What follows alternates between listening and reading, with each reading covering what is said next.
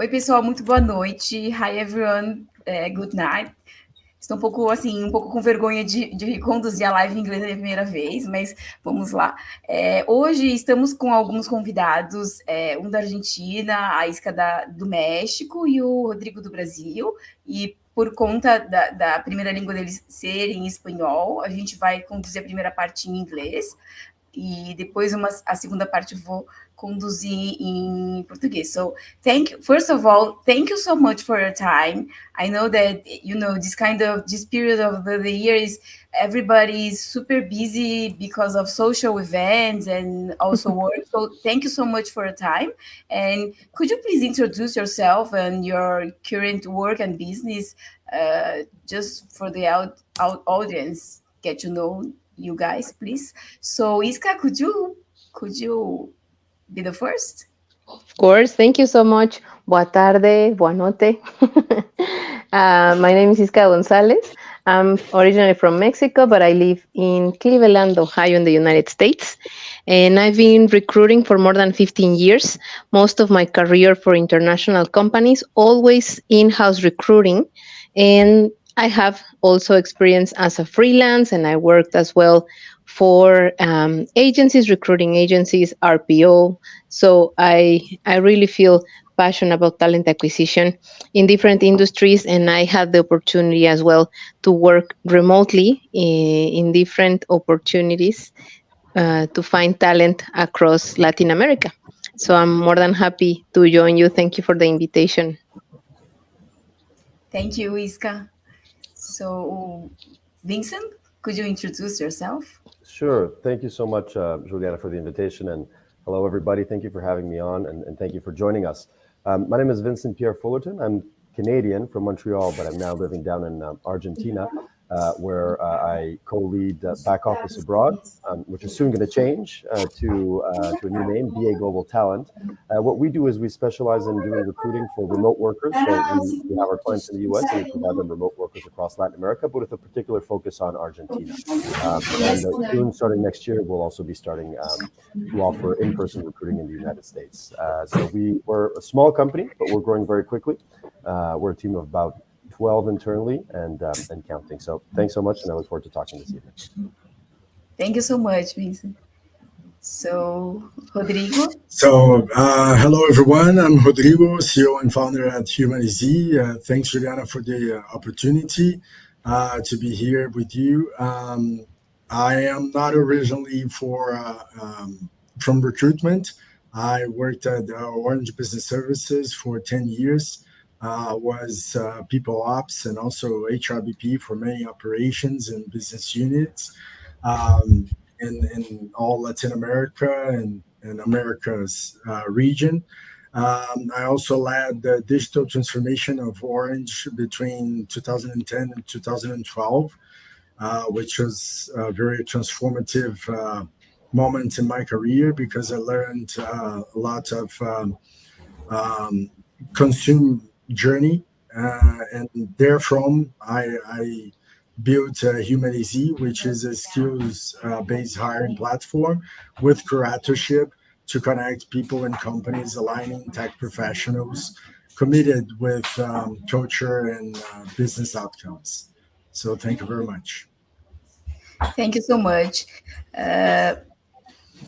Well, this year was a very challenging year for most of us. So I just want you to make an overview of this year, and could you tell, in the context of your experience and projects, which were the biggest challenges, and why not new opportunities so far?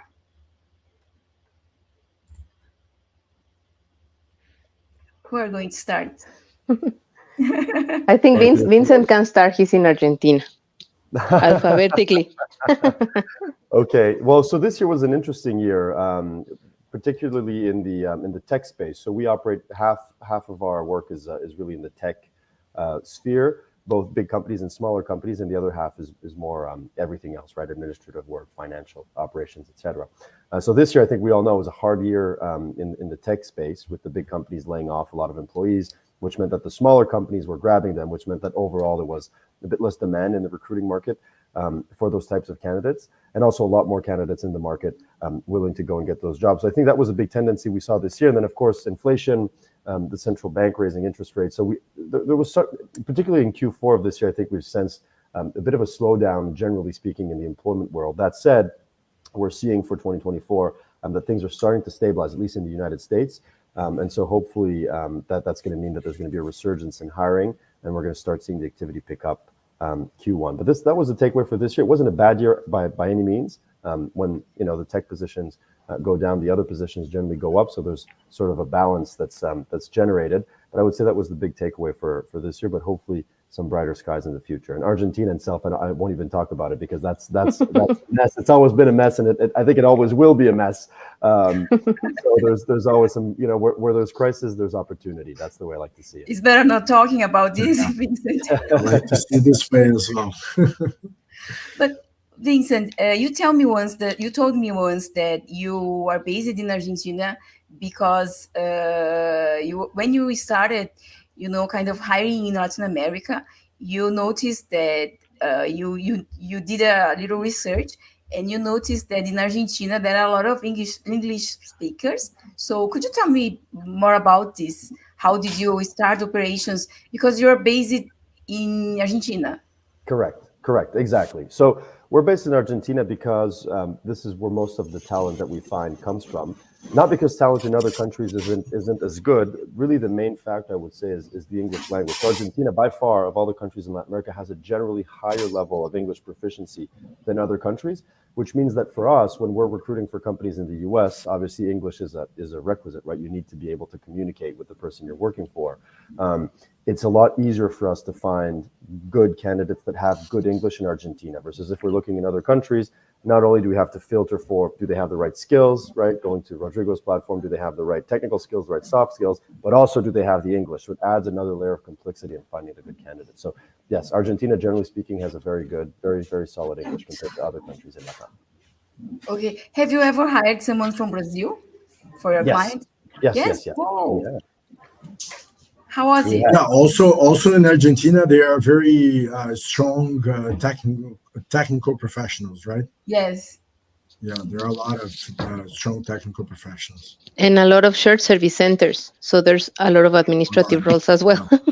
You have everything there. Oh, excuse me. Yeah, a lot of local companies that do business with the United States, right? Exactly. Well, a lot of U.S. companies too that open kind of some back office functions here, because it's just more efficient for them, right? And again, level of English education. But Brazil it's interesting that you say that there's a lot of technical professionals here. There are, but I would argue that there's a lot more in Brazil. The only thing is sometimes the English is harder, right? But the internal market in Brazil is so big that people don't need to speak English to get good jobs, right? And I'm curious to have your perspective as to kind of the quality of the jobs in Brazil, because I know that there's a lot more opportunities in the internal market than there are in Argentina, for example. Yeah. Actually, I was meaning to say the financial market in Argentina is they have strong technical professionals in the financial market. I believe it's because of Mercado Pago, right? Yes. Where it began. So I believe it was not a bad year this year. I think the layoffs created an opportunity, mainly in Latin America and in Brazil, to kick off the skills-based hiring concept, or actually to stress the concept, which is not common in Brazil. We still hire a lot of people from curriculums, and curriculums are very badly written. So we have an opportunity to see the skills-based hiring as a way to take productivity, to lead productivity to the company. So this is my takeaway. I think from my side, I forgot to mention, of course, I created the Hiring Revolution, where I offer services for both companies and candidates as well, because Rodrigo mentioned something important. people, the market today, I think it's defined by what candidates are perceiving about the market and the demands they have. They are looking for real places where they can have this life balance, where they can have time. I think burnout has been very common, unfortunately, since the pandemic. And no matter the location around the region, there's a lot of push from the market, specifically talking about candidates in terms of finding this. And of course, like a good salary, like the demands from the candidates are higher than years before. It's more common to see people rejecting offers, declining processes, ghosting from both sides, companies and the candidates as well. So in that sense, I think it's there's a lot of opportunity for people to identify their strengths, and there is more talent in the region. Some of the problems, I think, it has to be with, when you talk about recruiting, it has to do with the industry, it has to do with in some cases the culture and the country itself, because there's a huge difference when you are talking about local hiring. With or without English, there are some local companies that are looking forward to grow, but it's the culture itself. It's like what companies are offering and how they are treating the candidates and the speed they have in their processes. Technology, of course, with all the tests that you have to run and the contact you have with the same talent, it's a real challenge for recruiting because you are looking for the same candidates. I work a lot with manufacturing companies in Mexico. That's something important as well, and probably Vincent is familiar with it. Because of the nearshoring, there's a lot of companies that are starting to look for talent in Mexico. And the fact that they are looking for people on site versus some other companies or startups that are offering still remote or hybrid work, I think it's the main challenge. But I will agree with Rodrigo and with Vincent. There's a lot of work. I think I didn't notice, like in other industry, like a deep lack of positions. If anything, I keep seeing companies hiring. The thing is, how are they hiring? How are they following up the processes with the candidates? And that's why it's starting to be a little bit more complex. Candidates nowadays are really complaining a lot about ghosting and how the process is. So I think it's this 2023 can be the year of candidates asking for good processes. They keep saying the process is broken, and companies are aware of this, so they are trying to fix not just the talent attraction, but also like the retention of their talent. The experience, right? The candidate experience seems like Yeah, people they forgot want the about it. experience. Yeah. Yeah. Yeah, I always say that if I look backwards, 10 years ago, 15 years ago, actually, 16, Orange was kind of a monopoly and Yeah. was easy to hire because it was Orange. And then nowadays, they have like lots of positions open because the market and the way candidates consume information, people consume information, change it. So this is what I deep dived in my career to learn how candidates buy the positions, right? So what is their consume journey, what they evaluate on the proposal, on the about the company, about the relationships, about the atmosphere of work. Because people, at the end of the way, they want to be recognized and valued. But the way the people are recognized and valued change it. So it's not about a high salary anymore. High salaries, you can move from a startup to another. It's about the challenges you see in the business, and you will and what will re, Like auto add value. yeah Yeah. self accomplish at the end of the day, right? So I see people being more analytical, more critical, and at the other hand, companies need to be more competitive on how they sell their value proposition.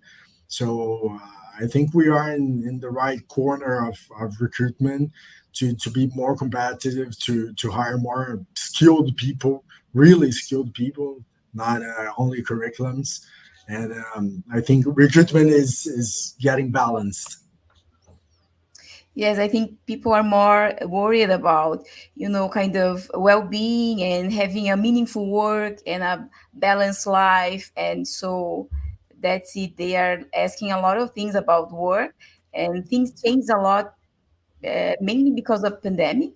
And candidates are super, asking for a lot of benefits, and qualified candidates are super picky. So the market is very competitive. So,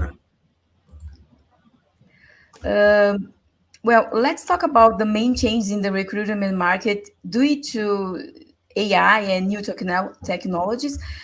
We hear a lot of things about AI and ChatGPT, but when it comes to Latin America, uh, most of us didn't see a lot of impact in our daily basis. I think so could you tell about your own experience, regardless to Rodrigo, that he built kind of new product, I guess, I think related to AI.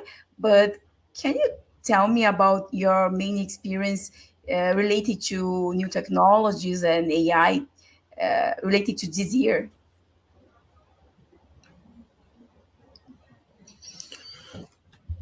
Yeah, step up, Vincent.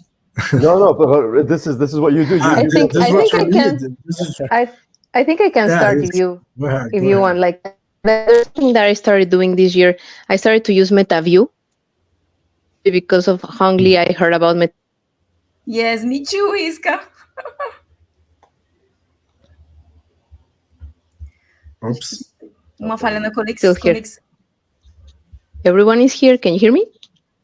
Yeah. Yes. Now you're back. Ah, okay. Now we can hear. Sorry, I was just saying that once MetaView started to be able to get the conversation in different languages, I just started using it and I love it. I really think this is the way that companies and recruiters need to step up in technology, because the process itself is so hard to improve when you have hiring managers that are not giving you their time slots for interviews, for example. Still a real challenge to schedule in advance or have this process automated.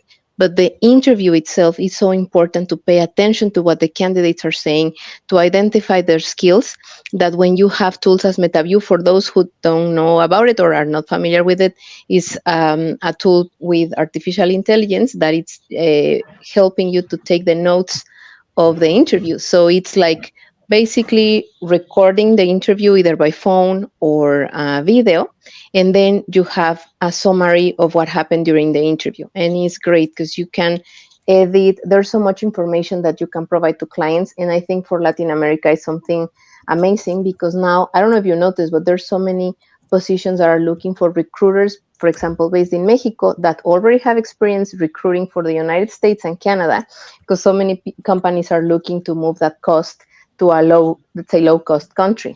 So when you are interviewing in a language and you have a tool that is helping you to prepare a summary in the language of your client, that's something that I really, really appreciate. And that's why I love so much MetaView. So I think in that sense, that's a type of technology that maybe some companies are looking forward to use. But overall, there's so many local companies and even international companies that are not, from my experience and what I've seen, they are not really interested or stepping up yet in getting it. It's more like headhunters or freelancers, the ones that are using and taking advantage of this. Yes, but transcriptions too are amazing. Oh, yeah, Not I love only it. for, yes, I love it too. Not We only love for, MetaView. there are a lot of transcriptions too now, and then not only for interviews, but kind of In tech podcasts. sessions. Yes, there are a lot of transcriptions too. So what else? Can Rodrigo, você quer falar? Ou But alguma no, just out of curiosity, you were saying about Matthew. I never use it. It's good it has a good application to skills based hiring. Yeah, because it helps you. The summary of the interview is highlighting the example of the candidate. so you can identify the behaviors more than just like the transcription itself. It highlights, it's like a summary with artificial intelligence of the important things about your questions, and you don't need to upload the questions first. From your questions. Yeah, it's like it gets the main skills in this case. For example, if you ask something about project management, the summary will say, like, for this question, the candidate said that use planning, teamwork, and you can graph the skills. So that's why it's so good. That's great. Okay. I love it. We use a bit of AI already in our platform, together with algorithms to do the matching between competencies that we created by the company, right? On the profile with the company, and with the profile with the professional. So this is our main difference. So we create competencies and not just keywords, which is kind of very different of traditional platforms in Brazil. They still use keywords to look out of professionals, so it's not very qualified at the end of the day. And also we use Bard and ChatGPT to make the scripts, because we deliver scripts for the company. So we do a cross check between what are the business challenges, the product challenges, technological challenges, people challenges, and the competencies that the professional can contribute. I think that's great, and I think Iska, you highlighted exactly the way I personally view that. I think AI should be used in recruiting. I think there's a very important distinction to make between using AI as a tool to help versus as a tool to substitute. Because I think that, there's an example, for example, one of the big companies that the name escapes me, I think Google maybe or Amazon, one of those two, used an AI software to do the first screening of all the CVs that they had received, and they realized that the AI had a bias, and certain CVs of certain origins or races had been left out of the process, right? So that's the problem you have when you try to automate too much and you lose the human touch. So for us, for example, at BA, we do both side by side. So there's always going to be someone in the interview, and then maybe we use the tool to help us summarize. Maybe we use ChatGPT to help us, create some job listings, for example, right? Job postings, give us some ideas, right? To make the work more efficient, but not to take over the work. And I think you're always going to have that human touch, because recruiting is about human beings at the end of the day, right? Exactly. Yeah. There was a research that was released in 2020 of Harvard that says that 27 million people stays out of the market every day because of the use of artificial intelligence, as you mentioned, Vincent, to substitute human presence in recruitment. So look out in Brazil that we don't use the competencies concept to hire is even badly. It's even worse. I'm sorry, it's even worse. There are a lot of people that stays out of a recruitment process because they do not know how to write a curriculum. Right. They do not know how to position the right keyword about their own competencies on the curriculum. So they say they know Java, .NET, know the React, and etc. But this is all they know. They do not position.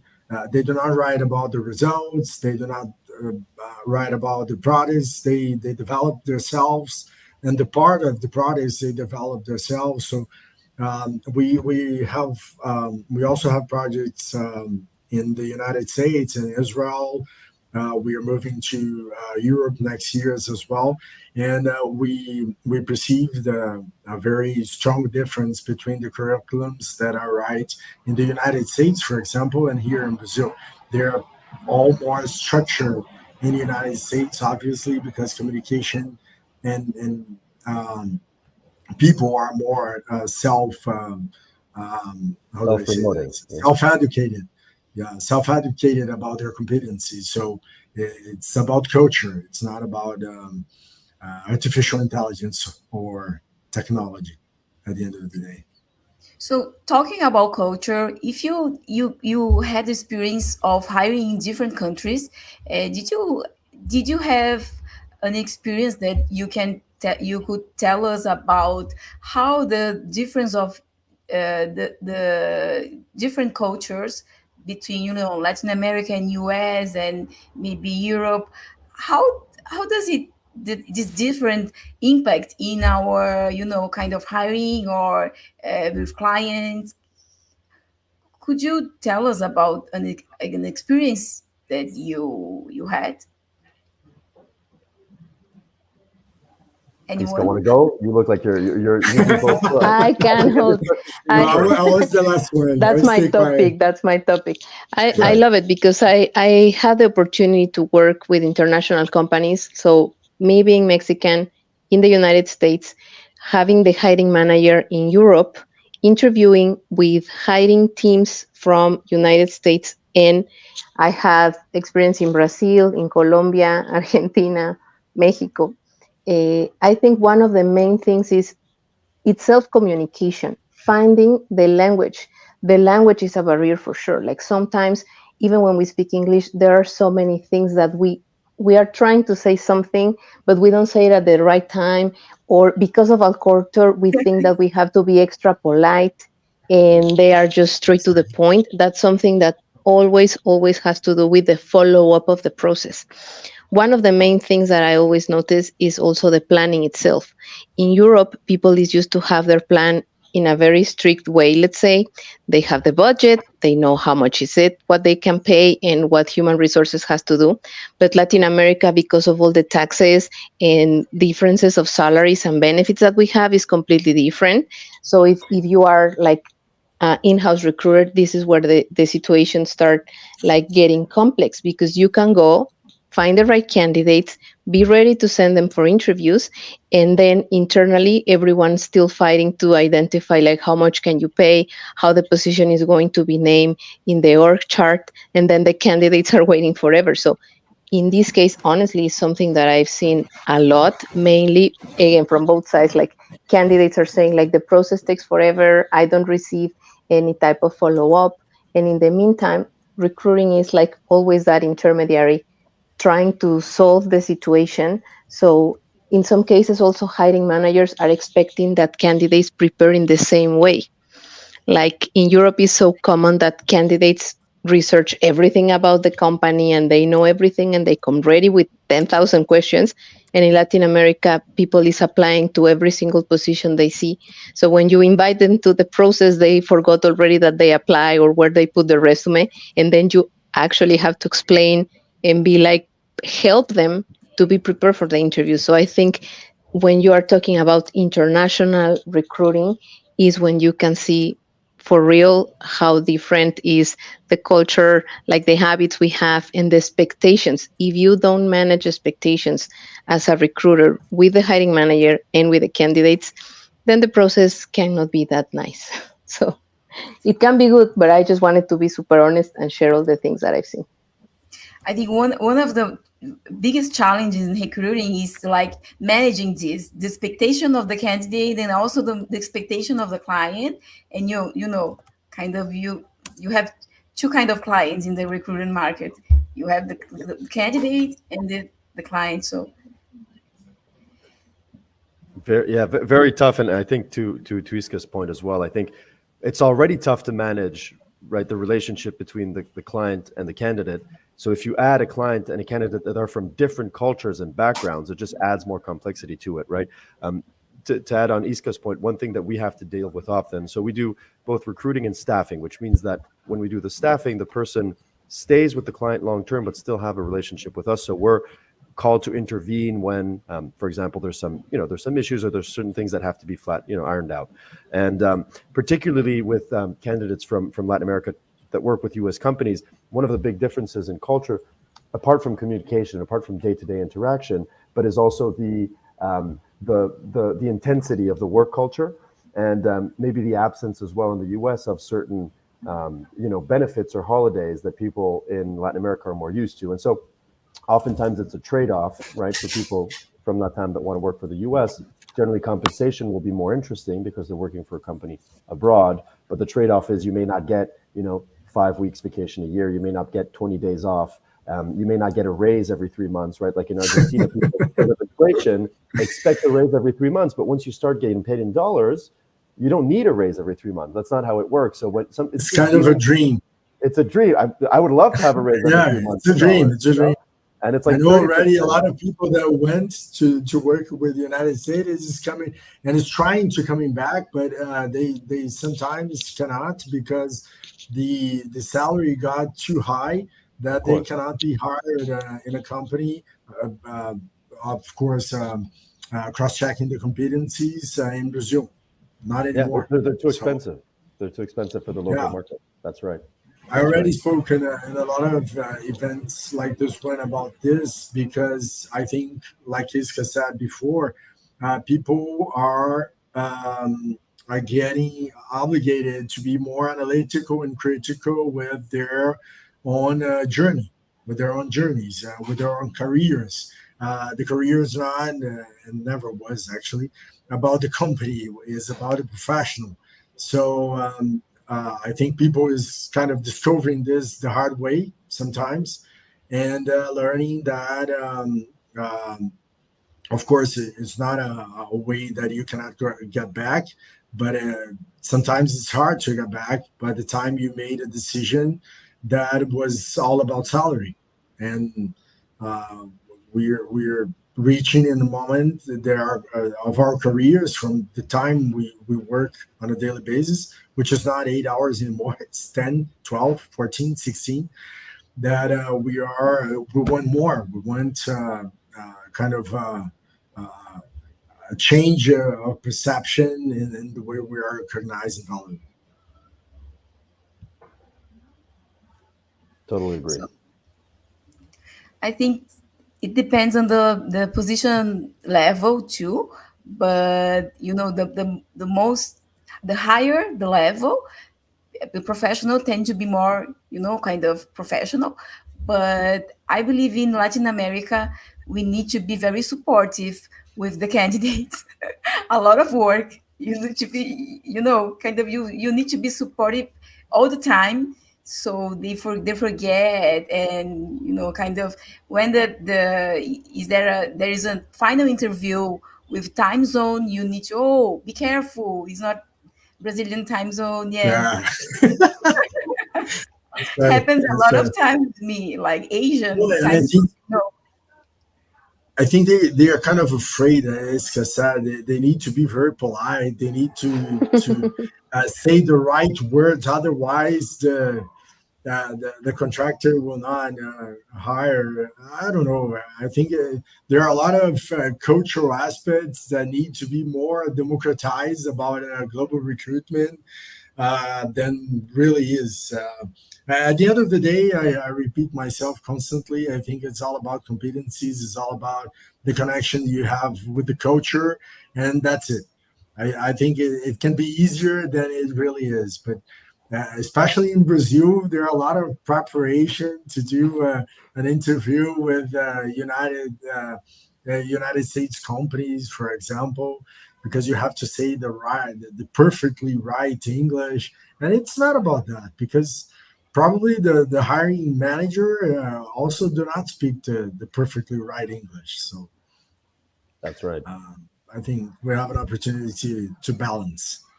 Yes, it's more about being able to communicate in a clear way, not about a perfect grammar and perfect written English. It's more about you need to communicate in a way that people understand you, and that's it.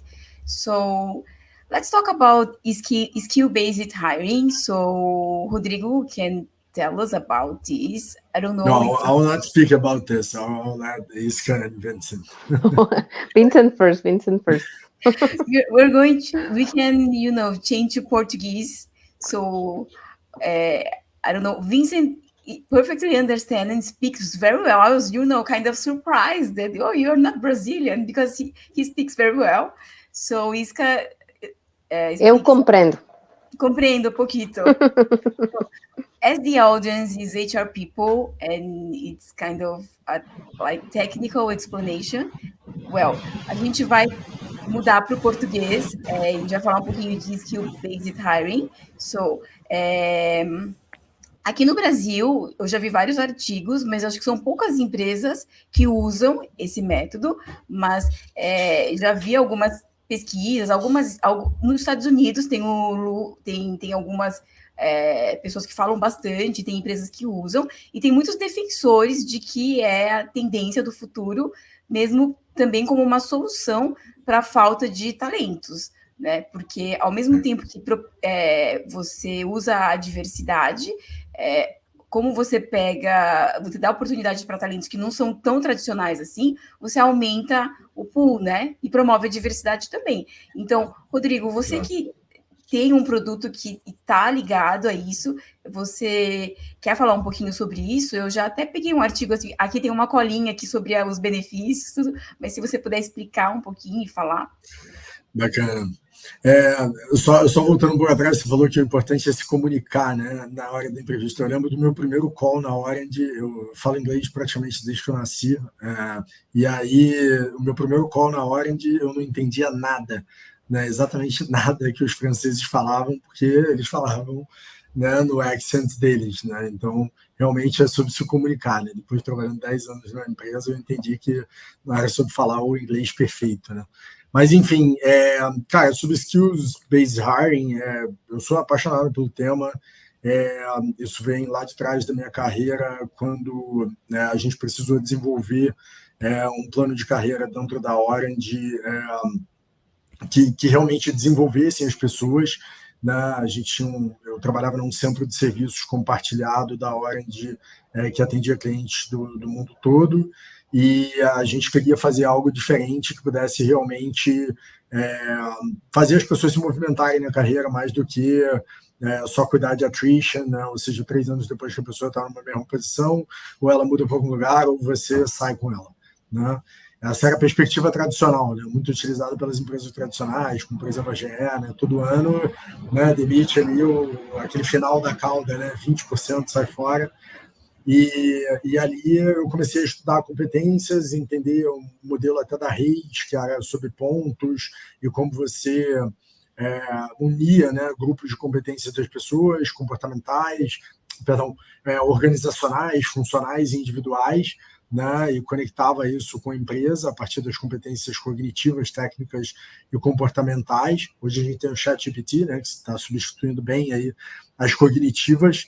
Então, enfim, isso tudo vem desde lá daquela época, e aí, quando eu fui iniciar essa jornada, eu não sou especialista em recrutamento, eu fiz recrutamento acho que 5 vezes na minha vida dentro da Orange.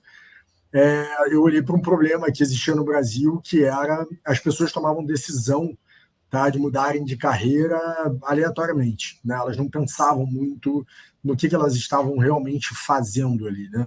E aí eu comecei a estudar isso mais profundamente e eu fui entender que a gente tinha um problema hierárquico, na verdade, no Brasil, né, onde a gente foi colonizado, então a gente não está acostumado a falar da gente, a falar das nossas qualidades, a falar que a gente é bom realmente em alguma coisa, né? A gente não está acostumado em falar do que a gente gosta de fazer para as pessoas. A gente entra numa entrevista, espera as perguntas do recrutador, ele não está muitas vezes interessado em saber o que você gosta, o que você faz, né? Onde você quer trabalhar, por que você quer trabalhar lá, por que você está fazendo essa mudança, né? Mas isso é importante para você, mas você guarda isso para você e fica quieto, né?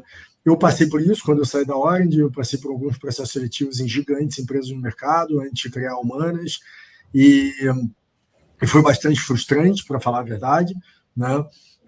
Porque eu entendi que as empresas não tinham preparo para recrutar, né? E pouco queriam entender, por exemplo, conhecer as minhas histórias. Então, a gente criou basicamente um framework, né, que parametriza variáveis que durante mais de 70 anos foram subjetivas dentro do recrutamento. A gente foi estudar consultorias também, como é que elas faziam, e a gente entendeu que, por exemplo, a consultoria entrevistava uma pessoa, criava uma interpretação sobre a história daquela pessoa, só que depois entravam outros stakeholders na história, aquele shortlist era enviado por um e-mail, né? E do outro lado da tela, léguas de distância, tinha lá uma pessoa técnica e alguém do RH essa pessoa do RH também interpretava o candidato de uma forma, o líder técnico de uma outra. E aí, né, como é que você toma decisão com múltiplas interpretações sobre, né, um determinado fator, né, ou seja, aquela pessoa que está sendo entrevistada. Né, e a maneira que eu acredito, que eu enxergo, da gente ser assertivo no recrutamento e facilitando, né, esse dilema, é você começar a olhar as pessoas pelo been there and done that, né? Ou seja, pelo aquilo que elas viveram, experimentaram, que é efetivamente como o ser humano aprende, né? E como ele consegue criar resultados, né? Só que, de novo, no Brasil você não vê currículos onde dizem, olha, a parte mais maneira da história, né? Olha, eu trabalhei na empresa tal, eu construí tal produto utilizando tais tecnologias, a gente teve tal resultado, eu tirei a empresa daqui para cá, a gente construiu um produto para, sei lá, o banco não sei quem, e, cara, ali a gente entregou para o banco tais resultados e o banco cresceu. Isso é competência, né? Então eu queria realmente fazer uma coisa que eu pudesse entregar um valor do outro lado para a empresa e que as pessoas pudessem permanecer onde elas trabalhavam, porque elas conseguiam ser medidas, né? Então a gente criou um framework onde a gente absorve do cliente as competências de negócio, produto, tecnologia e pessoas, tá? E me frustrava muito também na época da hora de trabalhar com job description, que no final das contas o job description é default, né? Então o gerente botava o job description dentro da plataforma, mas depois ele vinha querer conversar comigo e perguntar, poxa, olha, eu queria te falar quais são as minhas reais necessidades, que aquele job description é default, né? Ele existe há 20 anos, né? E aí eu percebi que isso era muito comum no mercado, né? Todo mundo usava um job description, que na verdade você resolvia o seu problema rápido, mandava para a empresa de recrutamento, ela começava o recrutamento dizendo que tinha entendido o que você precisava, só que no final das contas ela entregava 4 profissionais totalmente desalinhados com o negócio, né? E aí, cara, a gente nasceu um ano Rodrigo, depois... isso é um erro muito comum. Desculpa. É um erro muito comum no recrutamento, né? Você começar, porque você pensa assim, para começar o processo eu tenho que ter o quê? O job description, mas o job description foi mal feito. Aí você começa tudo errado. Isso é muito comum. Sim. Na verdade, o job description, na maioria das vezes, ele é feito por uma área do negócio que nem sempre ela está conectada com o negócio. Eu, graças a Deus, eu vivi uma experiência na minha vida, na minha carreira, onde eu sempre fui um RH absurdamente conectado com o negócio. Então, eu sabia quais eram as necessidades dos meus clientes internos, né? Eu trabalhei tanto como fornecedor quanto consumidor dos serviços de RH, né? E eu consegui entender que aquilo que eu estava fazendo realmente gerava valor agregado para o negócio, né?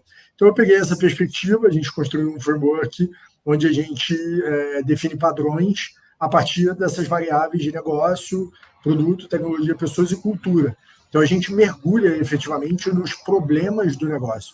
Você está contratando uma pessoa porque você está reduzindo o negócio, você está expandindo o negócio, você está transformando o negócio, né? E ali você precisa de uma competência nova, tá, que se conecta com o teu negócio. De outro lado, você está construindo um produto ou um serviço, ou refaturando um produto ou um serviço, né? E aí você usa tecnologias, né, que são inerentes à construção desse produto ou desse serviço. E, por último, você tem um espaço, né, de desenvolvimento e autorrealização para essa pessoa que você está contratando. O problema é que, sei lá, 98% das vagas que existem no Brasil não se comunicam dessa forma. Então, grande parte dos processos de recrutamento cria um funil gigante de candidatos, tá, que perseguem dentro do processo de recrutamento, eles chegam para serem entrevistados, então a gente tem um processo ineficiente de recrutamento, que são muitas entrevistas com candidatos que não eram nem para estar ali, tá? Porque eles não têm as competências adequadas ou não estão alinhados com a cultura daquele negócio, né? E com Humanas a gente conseguiu facilitar em 98% a assertividade para dentro dos processos de recrutamento, que a gente construiu uma comunicação assertiva, técnica e empática, né? Onde, através de um processo que é individual e intuitivo, né? O candidato tem que olhar a oportunidade e ele tem que tomar a decisão que aquilo é importante para ele, que ele consegue contribuir naquele desafio porque ele leu e entendeu. Né? O recrutamento também no Brasil tem uma característica que é o recrutador ficar no cangote do cara. Não, pô, aí, curtiu a vaga, gostou da vaga, vamos fechar e tal. E o cara nem entendeu, né, o que ele vai fazer dentro da empresa. Então, a competência facilita muito, né, esse caminho para entregar finalmente para a empresa dados, né, qualificados e quantitativos, onde ela realmente consegue ler na verdade, vários stakeholders conseguem ler a mesma informação, o RH, a parte técnica, né? Eu acho que esse sempre foi um desafio, né? O RH não entende, né, a parte técnica não entende o que o RH fala, então a gente construiu uma comunicação única, né, através de competências, que facilita esses dados e a tomada de decisão na contratação.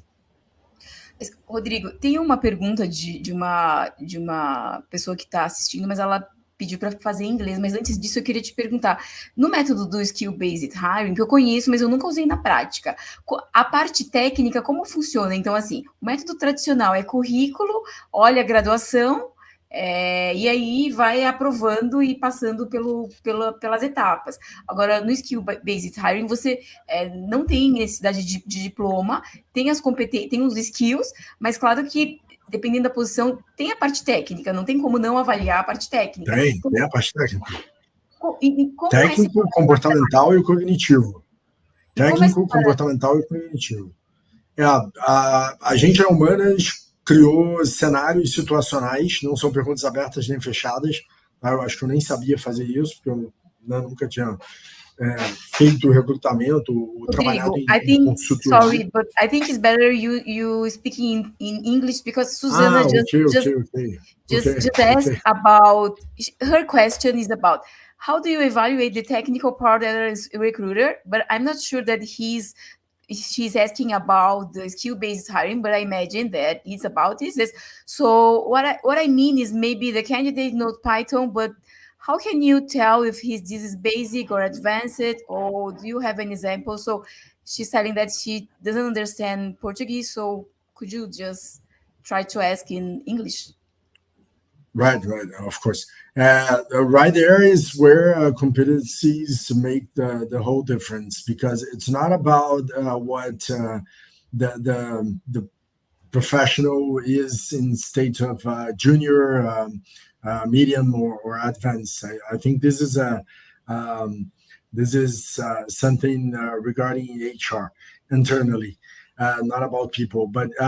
When you speak about people, you need to know what people are capable of doing. So what this professional you are recruiting, you are interviewing, is capable of doing with Python. What he or she lived in their careers, what are the projects they built with Python, what technologies they use integrated with Python, was Django framework, was I don't know, data, ETLs, React, Node, whatever. But what is mainly important is what the professional was capable of building with Python, what projects, what results they deliver to the development area, what performance, security, development functionalities, what are the challenges he or she had in building the development functionalities. For example, he or she did by themselves, or they had teams involved, and what part the teams were involved, what part he or she did by themselves again. So this is the scenarios we build to make a more integrative interviewing, and to read and verify and validate competencies. I don't know what Vincent and Iska think about it. Do you want to share any thoughts about Iska and Vincent? I think Vincent wanted to share first. Go ahead, Iska. Then I think it has to do, I don't know if Susana is like in-house recruiter or if she's like freelance or agency, but something that you can do always is like listen to your hiring manager if what is the challenge that this person has to or is going to face when they join the company. Because of course Rodrigo shared a lot of examples in terms of identifying the experience itself, but there are so many candidates that only have the knowledge of Python or any type of software, and they will start telling you things like just to make you feel that they know. The thing is just asking specifically, first, like very basic, do you use it? Is it you the one who create, code.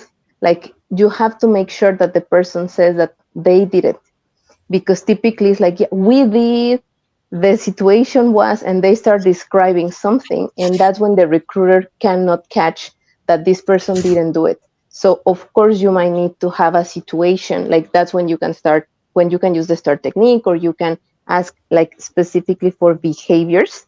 But before that, just try to make sure that they answer yes or no. Did you use Python? Yeah. It was you, the one who was creating, coding, programming. And if they say yes, then you can move to those. But I think that's when you can start. Otherwise, they're going to tell you everything they want. Yeah, that's exactly right. These guys were going to say that the tension is you can only teach so much to a recruiter about programming, right, until they become a programmer themselves. So Yeah. you have to understand how can you try to, it's really psychological at that point. How can you try to get the most sincere answer without really knowing yourself what you're talking about? Ask me how Python works. I have no clue, but I can ask you and try to understand to see if you're telling me the truth or if you're, trying to sell yourself a little bit, more than what you're worth. So I think that's, and then the other obvious answer is, once they pass that, depending on the client, right? Some clients are going to want to have then a technical interview with people from from their firm. So then obviously that passes to that stage. But obviously, as a recruiter, you don't want to send a candidate that told you in the interview that they're good at with Python. They get to the client interview and they completely they look like a fool. Exactly. Yeah. One other thing is that you mentioned and that we use is the actual scenario of the client. So we build, we create the needs of the client to hire, and we use the exact scenario the client says that there will be the challenge of the person and the company, to contrast the experience of the person and if he or she really did it or not. So it's easier. It's easier. Yeah, you will notice when they don't. Just start doing it, Susana. Ask. Exactly. She said thank you, Susana. And so thank you guys. So Rodrigo, could you tell us about the main benefits of this kind of hiring? You include people. You include people about their from their capabilities. People are about capabilities. The way we have been recruiting in the past, actually not in the past, because the United States and Europe are already um, are already uh, used to methodology competencies a long time, from decades now. So I learned this from Orange. Um, I think the main insight from skills based hiring is to uh, gain productivity for the business. Is to hire people that are capable and they have results to show, other than say that they did or they know only. So yeah, and you can retain people for longer. You can retain people for longer because when you have capable people and a life culture, you know that person made the decision because they know they can contribute on the challenges they are buying in. So it's a self-conscious decision. Totally. I can add too, in the we talk a lot about software because it's something that's that exists all the time, and that's in very high demand right now. And I think it's more typical in the software industry where the skills are going to be a lot more independent from the experience and or the CV of the person, right? You can have a fantastic software engineer that didn't study that in university or college, but is just as good as someone who did computer engineering, right? So I think it's more common. But what we really try to do as well, and I completely agree with you, Rodrigo, we completely value and really take skills-based recruiting as a philosophy as well, is in other professions where it's maybe less common, right? Obviously, if you need an engineer, you need an engineer, they need to have the diploma, right? But financial things, right? Administrative things, sales, management, right? I Yeah. tend to value sometimes more someone who has something to show, right? Who's done a project, or who built something, or who built something within a company, over someone who has, an MBA from a fancy university, but then, didn't do much or didn't really have that much initiative. So I think it's very interesting to start using skill-based hiring, not only for the technical positions, which is where it's Actual maybe position. Yeah. more obviously, right, usable, but expand it to positions that are not as technical, but can sometimes benefit from that same approach. Yeah, you mentioned sales, and sales is it's really funny to interview people from sales, because you start asking them about what they did, how they did it, and they look to you and said, "No, I did it. I did it. I delivered the result." And you say, "Okay, so tell me how you delivered the result. How did you do it? How was the journey to deliver the result?" No, I delivered the result. I'm the best in the market. Hire me. So using skills-based hiring in sales positions have been very learning and fulfillment, because it's a construction you build in the professional. You Right. kind of teach the professional the right way to deliver their own results. Very true. I would just like to add something. I know we're kind of short in time, but I think one of the very important things when we're talking about skills first hiring is that you have to train the hiring managers and the interviewers. Because for years, something that happens is recruiters are specializing in identifying the 67 competencies and understanding behaviors and values and how you can ask every single question.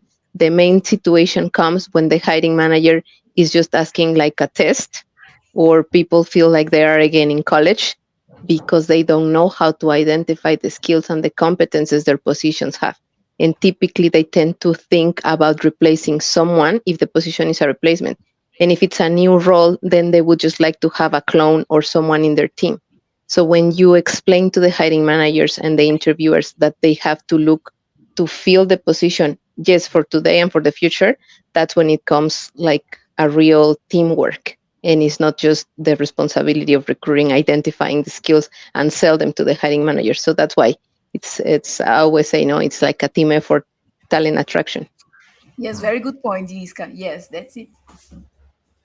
Yeah, this actually can damage all the recruitment you did by yourself. If the hiring And manager destroy have everything. if he has another overview of how to interview, and Yeah. most of them, technically speaking, they do not know how to interview. They do not. Yeah. They're not really good at communicating. Let's put A this lot way. of coaching, needed for the hiring managers. Yeah. Yes, a lot of training we need in the future. So, well, I'm going to ask you the final question. So I want you to share your personal opinion about how do you feel about the future of the recruitment? So in the short term, like a few years in the future. So what is your expectation and also your feelings about how is going to be the future of the recruitment? Uh, can you do you have any thoughts to share about this?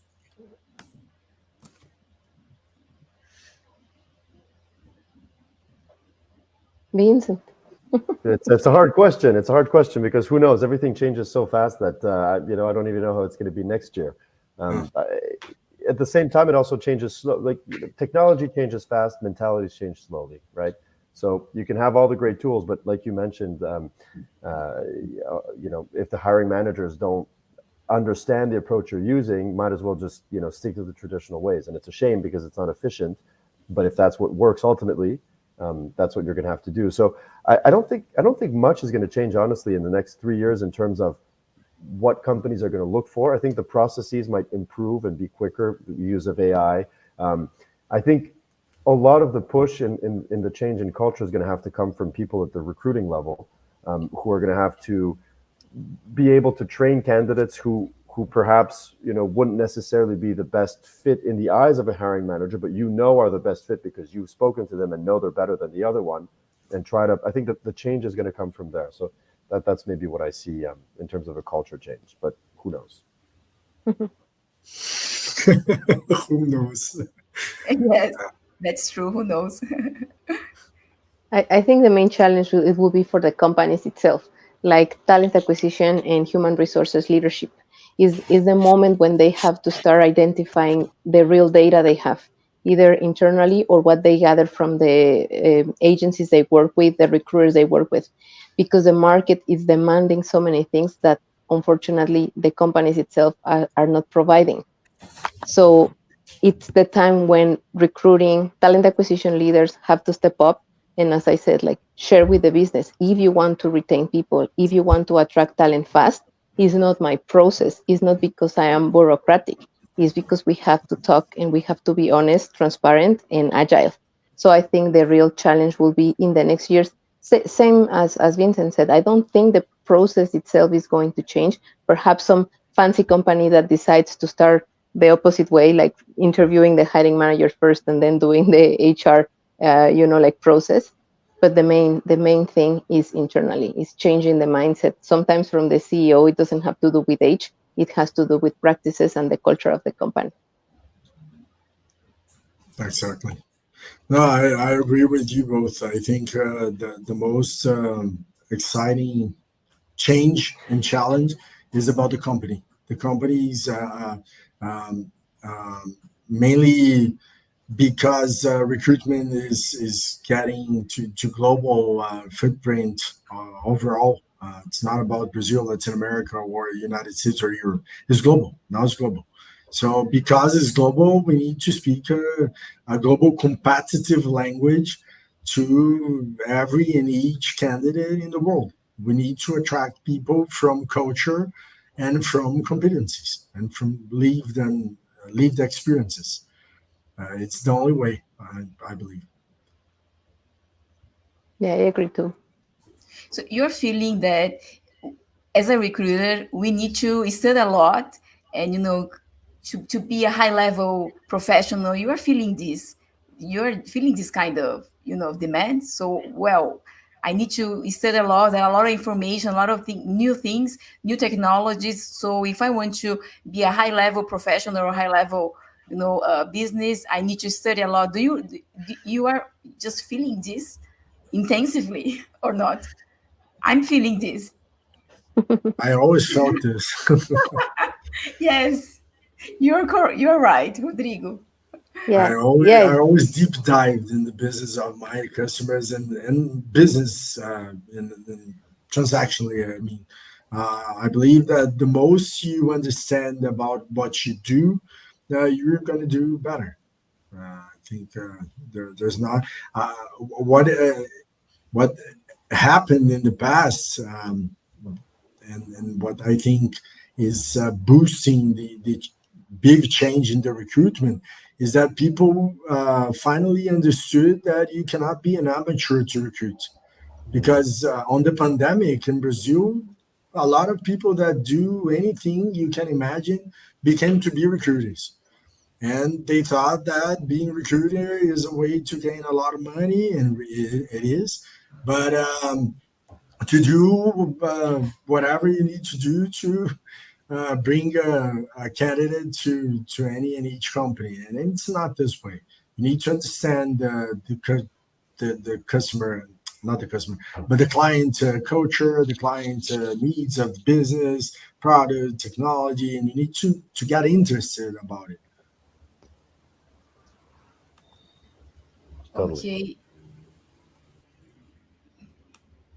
Vincent, do you wanna share any other? No. I think I think Rodrigo and Isca summed it up pretty well as well. Okay, well, Susanna has just asked one more question. I don't know if we are able to answer this, in a better, depends on the situation, but she's asking about what job boards are better to publish for, I think it's Latin America. So this is a complex it question. depends of your industry. And Yes, Yeah, it it depends depends on the on your industry. industry. I think Yes. it depends on the industry, definitely. Yeah, There's but so much you can do with social media now. like LinkedIn? I was going to say this right now. I was going to say, Susanna, don't use job boards. Use social media. Yes, Look LinkedIn after the and candidate on the social media. Social media is the biggest trend in recruitment. yes. It's not about Well, job boards anymore. yeah, that's right. So, well, thank you guys. I love this conversation. Kátia just wrote now that Juliana, seus convidados e eventos sempre agregadores. I'm so happy to read this. So, thank you so much, guys, for sharing your knowledge and experience. I'm super happy to be here with you. And well, thank you so much for all of you that are live with us. And well, thank you for your time. See you next time. Muito obrigada, gente. Estou muito feliz. Fiquei muito feliz de ter vocês como convidados e vocês compartilharem tanta informação valiosa. Aprendi muito. Eu compartilhei o LinkedIn de vocês. Quem tiver interesse, quem quiser conhecer o produto do Rodrigo, eu ainda quero saber mais detalhes. Assim, estou super interessada. Eu acho que é muito interessante sua plataforma. Quem quiser conhecer, entra no LinkedIn do Rodrigo que eu compartilhei ou pergunta para mim, que eu compartilho o site, enfim. É isso, muito obrigada. Thank you, guys. Have a nice night or, afternoon, I don't know. And so, see you next time. Thank you Thank so you. much. Obrigada. Nice Muito meeting you. obrigada, Tchau, gente. Obrigado. Obrigada. Thanks to everyone who Tchau, joined. tchau. Tchau, tchau. Até a próxima.